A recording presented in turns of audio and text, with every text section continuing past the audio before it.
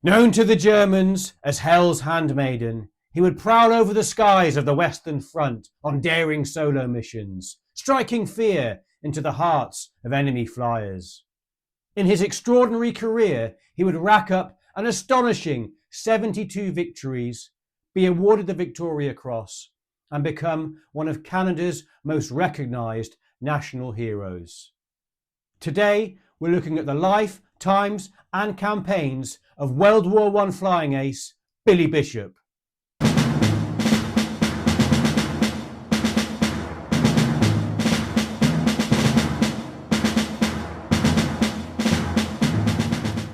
One of four siblings, William Avery Bishop, known as Billy, was born on the 8th of February 1894 in Owen Sound, Ontario, a town known for its waterfalls. His father was a prominent lawyer and local dignitary. Apparently, in the late 19th century, Owen Sound was exotically touted as the next Liverpool. Bishop was a quirky character. He spoke with a slight lisp, attended a local dancing school for mainly girls, and obeying his mother, went to school dressed in a suit and tie, which made him the target of bullies. However, as a young boy, he soon learned to defend himself in the playground and fight back. Naturally handsome, he attracted the attention of the ladies, very much like a future dashing World War I pilot. Soon, he would have a sweetheart, Margaret Eaton Burden. Not a fan of team sports, Bishop preferred solitary pursuits, such as riding and swimming. However, it was for marksmanship that Bishop developed a passion for when his father gave him a .22 caliber rifle for a Christmas present one year. Motivated by the promise of 25 cents for every squirrel he shot in the family orchard, he soon became a crack shot, learning to shoot at moving targets. This would set him up for his future career as a pilot. A later quote of Bishop's would confirm the importance of precedents that he set on shooting.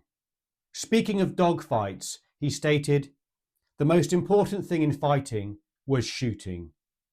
Next, the various tactics in coming into a fight, and last of all, flying ability itself." Following a brother aged 17, he applied for and was accepted at the Royal Military College of Canada in Kingston, Ontario in 1911. Academically poor, again the victim of bullies and caught cheating in an examination, he narrowly avoided being expelled. Eventually pulling his socks up, he came 23rd out of 42 students in his second year. In 1914, aged 20, a month after the outbreak of the Great War in September, Bishop, along with many other students, dropped out of the college to serve in the military. Successful in his application, he was commissioned into the Mississauga Horse. Soon after, however, while still in Canada, he was hospitalised with pneumonia. He missed out on being shipped out with his regiment, and instead was transferred to the 7th Canadian Mounted Horse. Joining the unit when he recovered, they found out he excelled at the firing range, and he was placed in charge of the machine gun section. Bishop seemed accident prone, and a couple more times received light injuries, including a fall from his horse. Finally, his unit deployed to England, en route to France. Whilst travelling to England, Bishop's convoy came under U-boat attack. 3 ships were sunk. Around 300 Canadians were killed in these attacks. Luckily for Bishop, his ship got through unscathed, and he arrived in Plymouth, Devon, on the 23rd of June 1915.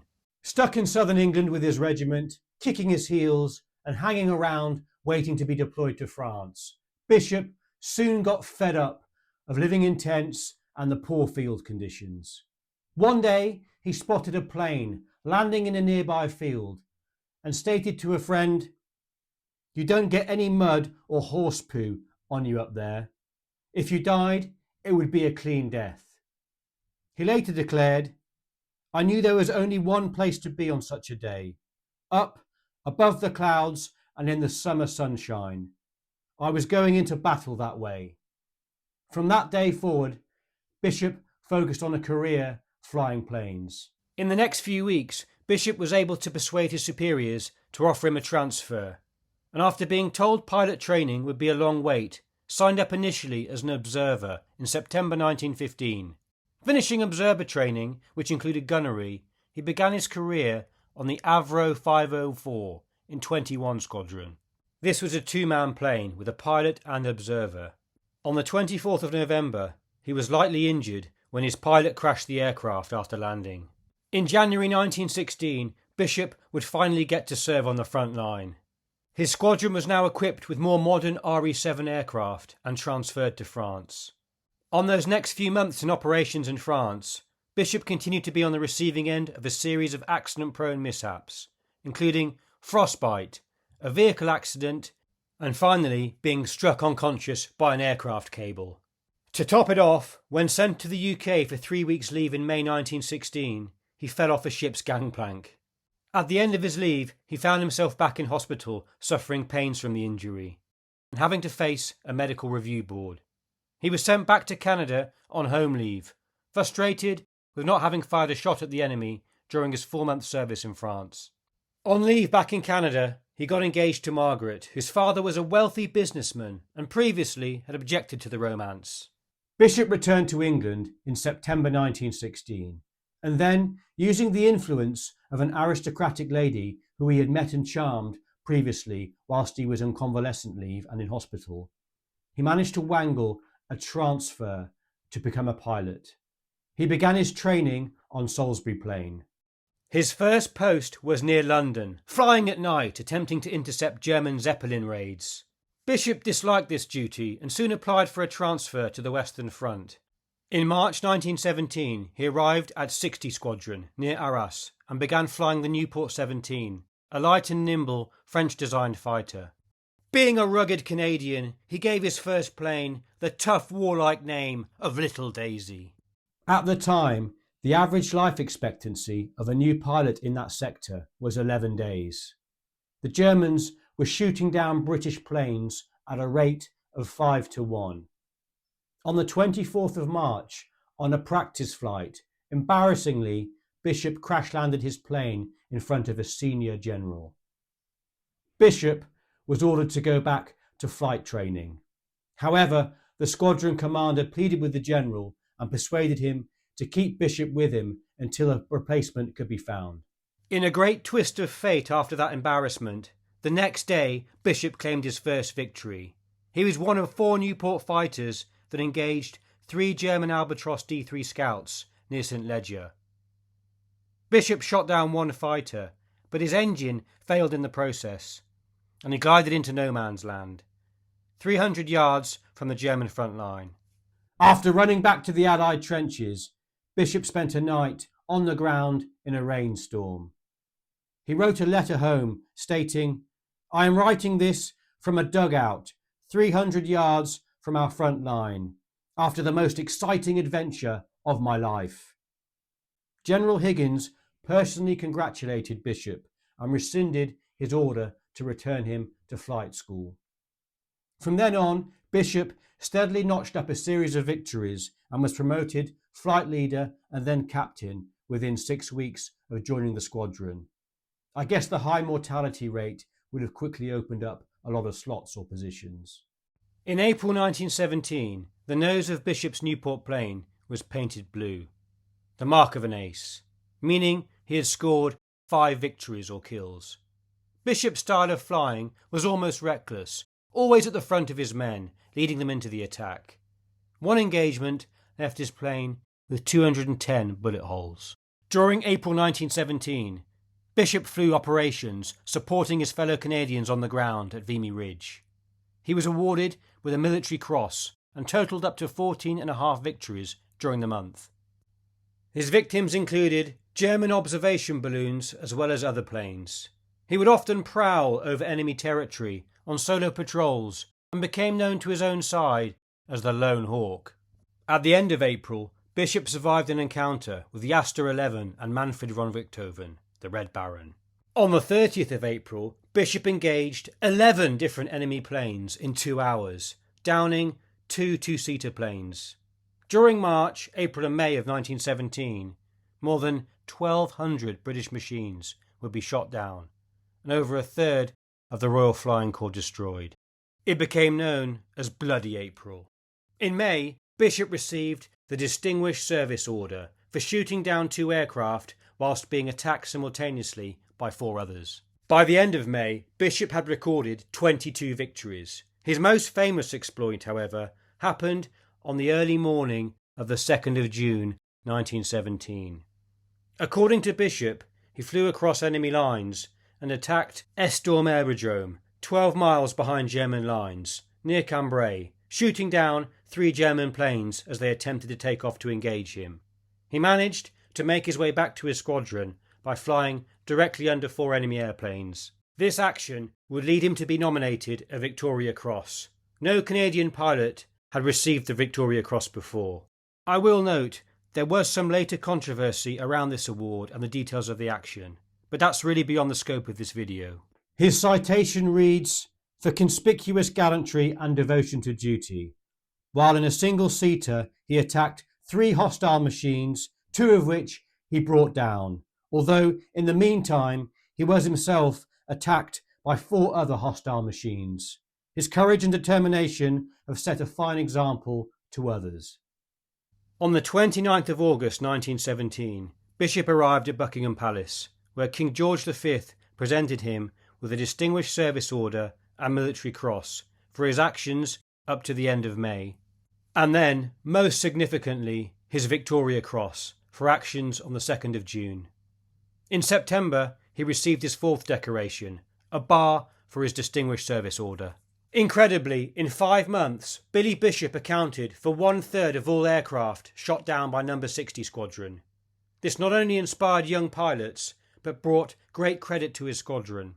Apparently, German flyers called the Canadian ace in the blue-nosed plane Hell's Handmaiden and had placed a bounty on his head.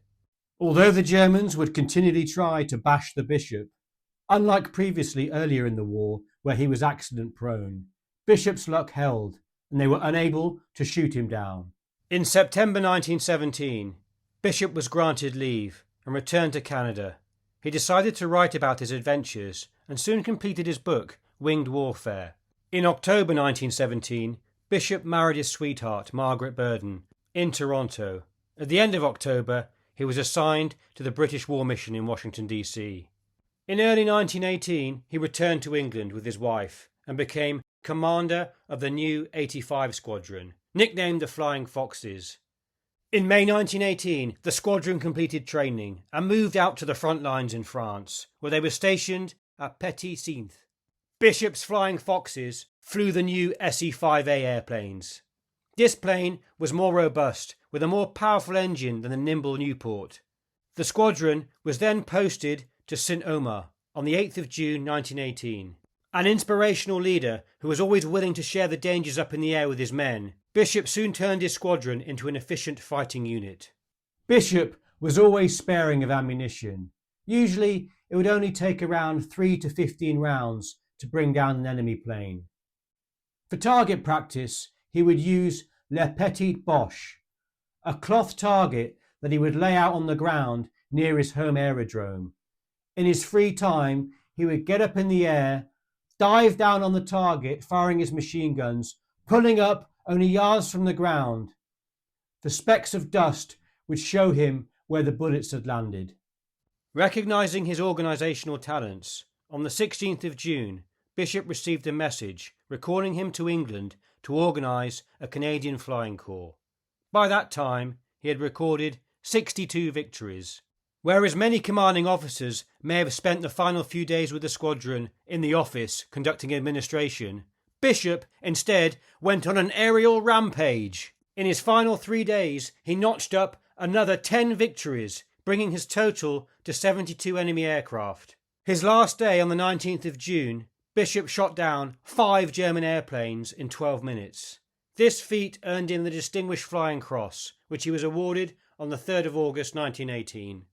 Upon his return to England, Lieutenant Colonel Bishop became the commanding officer designate of the Canadian wing of the Royal Air Force. Around this time also, the French government awarded him the Legion of Honour and the Croix de Guerre with 2 palms.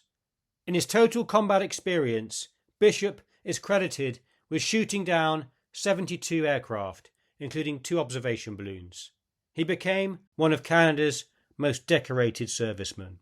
In October 1918, Bishop briefly returned back to Canada. He met with government leaders and gave a series of public speeches encouraging enlistment in the Air Force. In November, he returned to England. However, halfway on the 11th of November 1918, his ship received word that the war was over. During the war, the Royal Flying Corps shot down over 7,000 German aircraft and balloons, losing 9,300 aircrew and over 7,000 wounded. The life expectancy of a pilot engaged in combat operations in 1917 was reportedly 3 weeks, and for a beginner, just 11 days. By the end of the war, more aviators had died whilst in training than in combat. In 1919, now a celebrity, he used his fame to go on a speaking tour of North America, talking about his exploits during the war. He also tried to set up a commercial flying business with fellow VC recipient William Barkett. However, it dissolved in 1921. Their idea used 3 surplus warplanes with intent to fly freight and passengers between Toronto and Muskoka. But it didn't take off. Excuse the pun, but I had to get it in. By the end of 1921, Bishop returned to England as a sales rep for a scrap metal company. During that time, he was based in London. He would spend much of his later life either in London or in Montreal. In 1928, he dined in Berlin at the Berlin Aero Club with his former enemies and was made a member of the German Ace Association. Allegedly, he was the only non-German to receive such an honour, and with his reputation of being a bit of a charmer, doesn't surprise me. Bishop's savings were unfortunately wiped out during the stock market crash of late 1929. He then was offered a position of Vice President of Sales with an oil company in Montreal, Quebec. Bishop and his family returned back to Canada in 1930 to take up this job. I bet they wouldn't miss the English weather. Bishop maintained connections with the Royal Canadian Airforce since the end of World War I. In 1931, he was made an honorary group captain. During the 1930s, he campaigned for improved air defences in light of German rearmament. In 1934, he began taking flying lessons again to re-qualify as a pilot. In 1936, Bishop was made an honorary Air Vice Marshal. In this role, he advocated for more funds and an expansion of the Royal Canadian Air Force. On the 10th of August 1938, Bishop was appointed Honorary Air Marshal and made head of the Air Advisory Committee. At the outbreak of World War II in September 1939, Canada declared war against Germany. In December, the Canadian government agreed to a proposal that Canada would become the training centre for the British Commonwealth Air Training Plan. Bishop took on the role of Director of Recruiting for the RCAF, and he relocated to Ottawa whilst in post. Many young pilots were awarded their wings by Billy Bishop during the Second World War when he was in this position. It was a hectic schedule, and the stress no doubt contributed to him having a medical emergency in late 1942, which was diagnosed as acute inflammation of the pancreas. After an operation and period of recovery, he returned to duties in March 1943. Writing a second book called The Winged Peace about his views on the future of aviation, he was near exhaustion, and later, in 1944, stepped down from his post, but only when it became clear that there would be enough volunteer aircrew for the remainder of the war. For his services, he was made a Companion of the Most Honourable Order of the Bath in June 1944. After the war, he returned to Montreal and the oil business, but this time in a semi-retired capacity. He spent many hours reading in his private library and also indulging in his hobby of wood, soap and ice carving.